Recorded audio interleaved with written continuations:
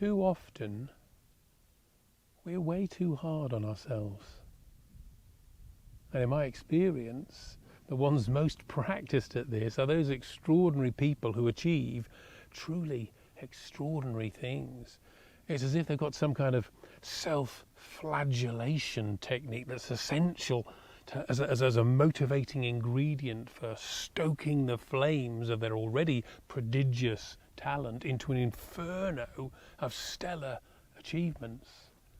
But then, at the attainment of their longed-for goals, the longed-for sense of value and worth is nowhere to be found. Instead, despite all the hard work and the sacrifices made, they feel empty, lost, and unfulfilled. And as the embers of that last achievement dim, its fading light seems yet more proof that they themselves are somehow wrong. And so, like Icarus, they fall. It's a turbulent flight path that I've flown myself many times until I learnt how not to. You see, there's a story that we tell ourselves about who we are and what we're worth. And in many cases, including my own, it's not a very kind story.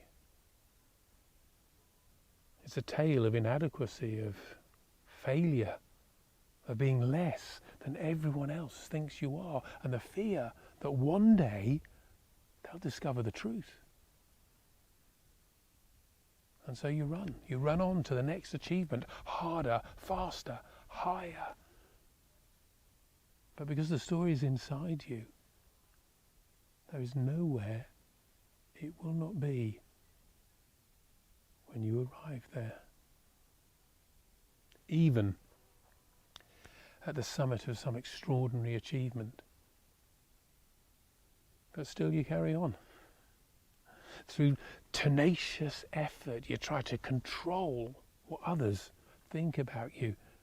You try to squeeze a high opinion out of them by squeezing even higher achievements out of yourself. Until, dry and parched, there's nothing left inside except the story.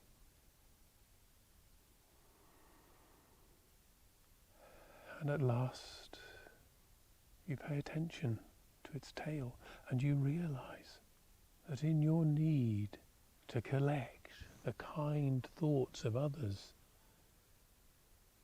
you left no room for kindness to yourself. So,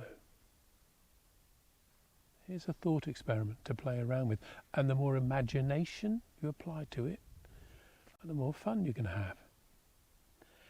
Do 3 unapologetic acts of kindness for yourself today, and tomorrow, and the next day, and for the rest of your life.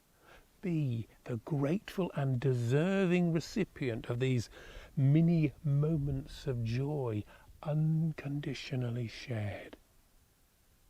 And notice what it feels like. Notice how the voice in your head softens its tone, and that grip in your belly begins to loosen and let slip what it's held for far too long. Of all the prodigious achievements out there in the world of want, there are none so mighty as a single act of loving kindness to yourself.